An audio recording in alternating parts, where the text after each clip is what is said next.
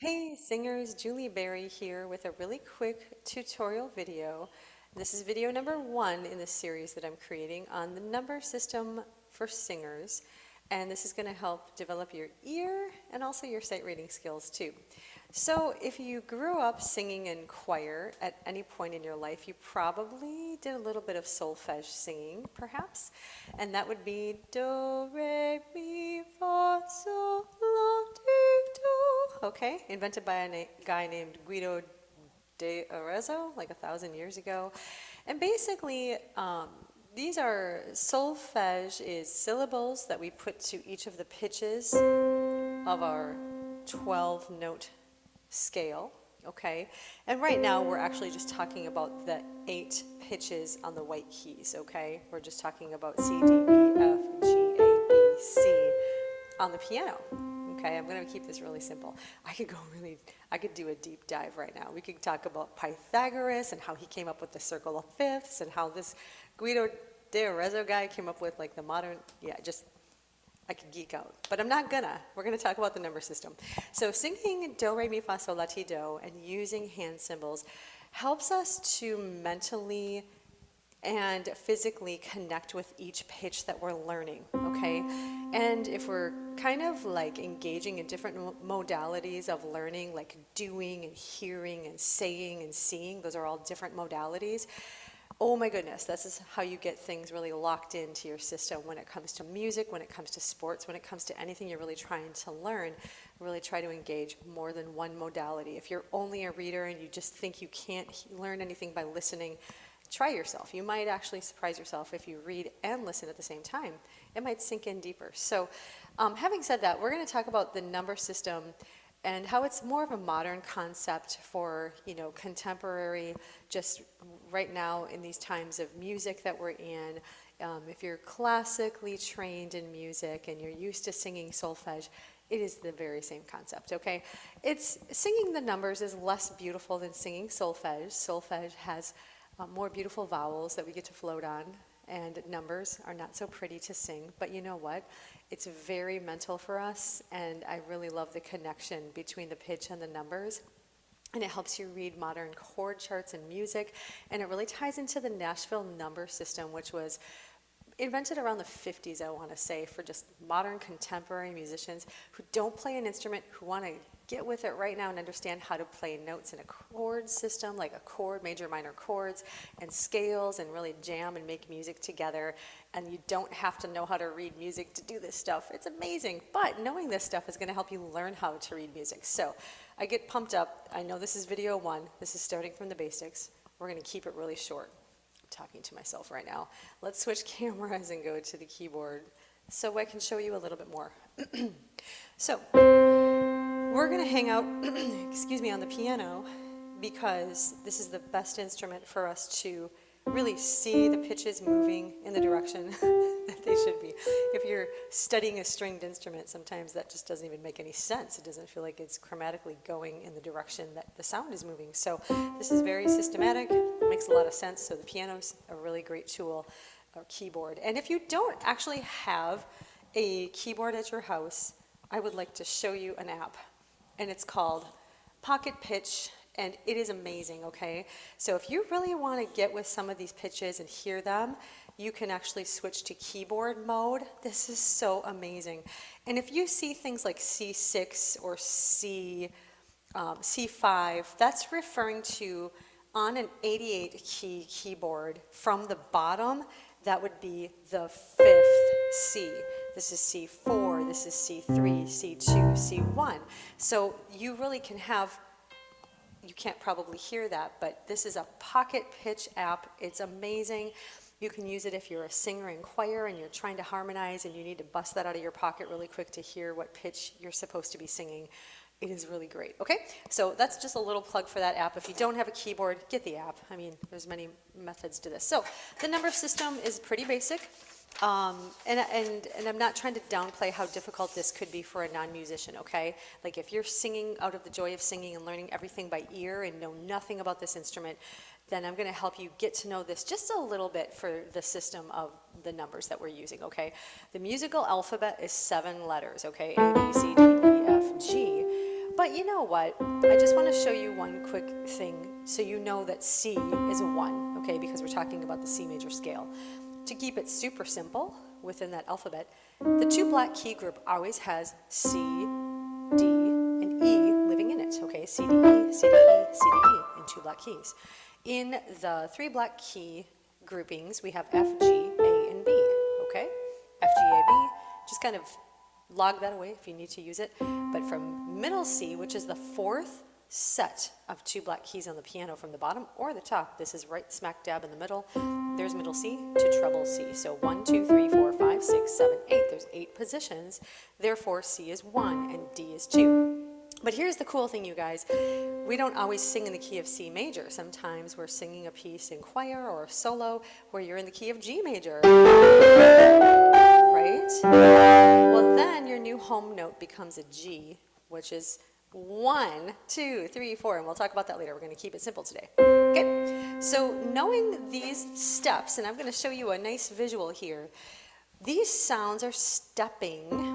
That means going from one pitch to the very next pitch. And for you guys who are really analyzing things, you're thinking, wait, what about those black keys? Yeah, those are called semitones, and we'll talk about that later. Actually, this is more to do with this word called interval. Interval is the distance between these 2 pitches, okay? These sounds are pitches, and intervals separate pitches. So the closest, not talking about the black keys, the closest pitches we have are called a second interval or stepping sounds, okay? Those are stepping notes or a second interval.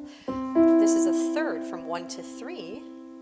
That's 1, 2, 3 steps, okay? Which makes actually a third or a skip. There's a 4th, 5th, 6th, 7th, 8th, or otherwise known as octave, oct being the root word for the number 8, like octagon, 8-sided shape, okay? Octave, 8 pitch degrees, scale degrees, okay? Are you tracking with me so far? So right here you can see how 1, 2, 3, 4, 5, 6, 7, 8 is going up. And let's go backwards. 8, 7, 6, 5, 4, 3, 2, 1. Okay? That's it. That's it, you guys. And now you can see how steps look on the staff. Staff is the 5 lines and 4 spaces where the notes live. The treble clef represents pitches from middle C and higher on the piano, and or in our voices, voice range. And the bass clef represents pitches from middle C and lower on the piano. Okay, this is otherwise known as the F clef, otherwise known as the G clef. If you know it by another name, that's it. Okay, and we're going to see how these pitches actually move from a line note to the very next space note to the very next line note. So if you're using the 1, 2, 3, 4 system, you can kind of see the relationship between the pitches on the staff. You're reading music right now, you guys, and if you feel like weak in this area, whoa, you're going to grow so much. So line notes to space notes to the very next line note, those are all steps, okay? And let's talk about what a step sounds like. From a 1 to a 2, sounds like the beginning of happy birthday. Happy birthday. Okay, that's called a step or a second interval. So if you're in the middle of a piece of music and you're reading it and you're like, oh man, I see 2 pitches going up and I know that's a second or a step, and I'm thinking, well, whatever pitch you're starting from, that's only a little step away. You're going to train your ear to hear, and you're also learning to feel what an interval feels like, vocally speaking, okay? There's a lot more to be said about that. I'm not going to get too deep on that either. Here's a third, okay? So 1, 2, 1, 1, 2, 1. Let's go 1, 3, 1. 1, 3, 1. That's farther apart, okay? We have to make some internal adjustments on that one. And a third, a skip in music is always going to be a line note to a line note, or from a space note to the very next space note. And I should say the line note to the very next line note, up or down from, is always going to be a skip. A skip is a white key skipping another white key. Again, imagine the black keys aren't there right now, because that complicates matters, and we'll talk about whole steps and half steps and patterns of pentascales and da-da-da-da-da. Later. Okay, let's go. 1, 3, 1. That sounds like old spiritual. Oh, when the saints go marching in, that is a third. Okay, you got it. Oh, when that is a third. Happy birthday is a second. Tracking with me? Let's go fourth. 1, 4, here comes the bride. That is a fourth. Kind of mess around with that. You're going to start memorizing what a fourth sounds like and feels like when you sing that farther apart. 1, 5, 1. Twinkle, twinkle, little star. Twinkle, twinkle. That is going to be 1 and 5. 1 to 6. I think it's a Scottish folk song, maybe. My bonny lies over the ocean. Okay? My bonny. Okay? Memorize these little tricks. There's probably more modern songs. I'm going on what I learned as a kid, so I'm dating myself right now. There's a 7th. West Side Story, anyone? Maria. Okay, there's a 7th. 1, 7 is 1 shy of an octave. And an octave, an eighth, is the beginning of Somewhere Over the Rainbow. Somewhere over the rain, somewhere.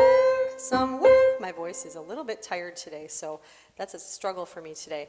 But there's some fun exercises you can do, and like sit longer on these notes too when you're really, really practicing, either with your pocket pitch app or just hitting your home note.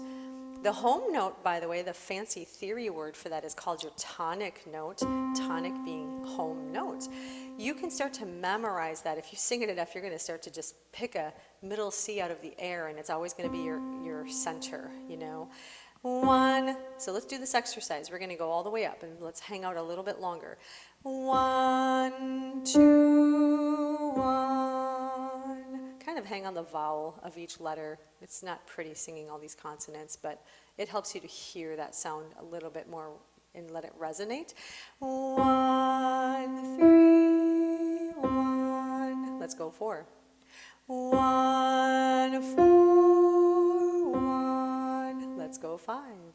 1, 5, 1. 6. 1, 6, 1. We're really stretching. Breathe into this. 1, 7, 1. And nice breath here. 1, 8, 1. Okay, you're going to have to use your soft palate right in here. Okay, and men, if you're singing along with this, you're going to be hanging out lower, an octave lower on that, okay? So, really great exercises just to get you started. And I will send you any support sheets. If you like these visuals, just hit me up, give me a comment, give me a message, give me an email, give me a Facebook Messenger thingamabopper. I'll get it to you. Okay, last thing. When it comes to using this to teach yourself to start to read your music, and do this without even using a piano when you start to develop your pitch awareness, relative pitch, all that stuff, let's just talk 2 seconds about rhythm. Rhythm has to do with how long or how short we're holding a note for, the note value. A quarter note is the note head being filled in with either an up stem or a down stem. There's no flag, there's no beam, nothing. That's a quarter note, that gets 1 count. We won't go deep into math today. We're going to be really basic, okay? We'll talk about deep math concepts later. Half note, 2 counts or 2 beats. Whole note, 4 counts or 4 beats. There is a dotted half note also that has a dot next to it. That's 3 beats. And there's also a quarter rest and half rest and whole rest and eighth rest and 16th notes and eighth notes and da-da-da-da-da. But we're not dealing with those guys right now. We're going to deal with these ones, the basic ones I just showed you, okay? And for exercise number 1 for Pitch Builder, you can find your 1. Let's just pretend you've done this a bunch of times with a piano or with your pocket pitch app. You can now just train your ear and just go for it. Don't worry, don't be afraid of not hitting the pitch right on. Let's just kind of feel that distance. 1, 2, 3, 4, 5, 4, 3, 2, 1, 2, 3, 4, 5. Oh, I was on pitch. Okay, good. When I'm wearing headphones, that's questionable. So you can also play it. 1, 2, 3, 4.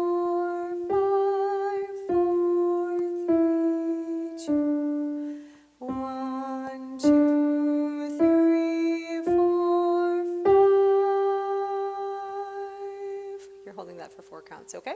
Good. And that's the way you can build your confidence with note reading on just basic repeating notes, notes that stay the same, and notes that are stepping. And I believe there are only a couple of notes that repeat. So these notes are stepping up on the page. That means they're going higher in pitch. That means on a piano, they're going to the right. Those are going towards the high sounds.